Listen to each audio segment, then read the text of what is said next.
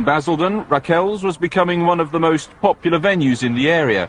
Its Friday rave nights are remembered with much affection by some. It was brilliant. It's the best thing that ever happened to Basildon. I mean, comparative to the clubs that are around, that's the only thing for young people. There obviously was drugs going on in there, but they couldn't stamp it out, and if they saw anybody in there, they'd chuck them out, so... But they wouldn't call the police? No, but if you called the police for everybody with one pill, then you could have the police down there every week. You just knew it was all happening because you could see everything, you'd see people doing things. Dealing, doing little bits of deals, this, that and the other. It was just obvious that, you know, what was happening in there. But I mean, everybody knew what was going on, so it wasn't just hidden. The leaders of the firm moved in quickly to control this trade. You know, I were then approached by a local man, Mark Murray, who said he'd been supplying drugs to the raves in Southend. He was well known locally as a drug dealer.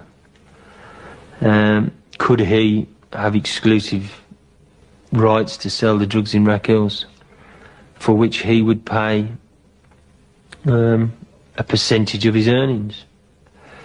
So and he agreed that it would be all right. The stage was set, if you like.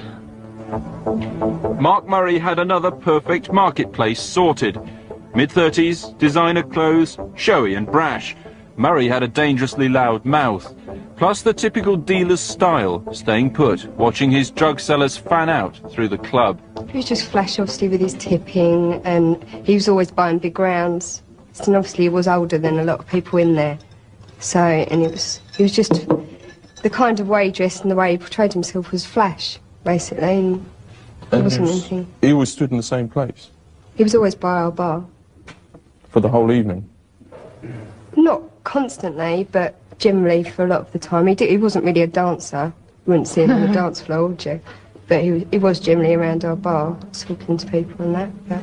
So you got someone who's very flash, obviously got a lot of money, always in there on that night, doesn't move much from where they are, doesn't dance, and is slightly older.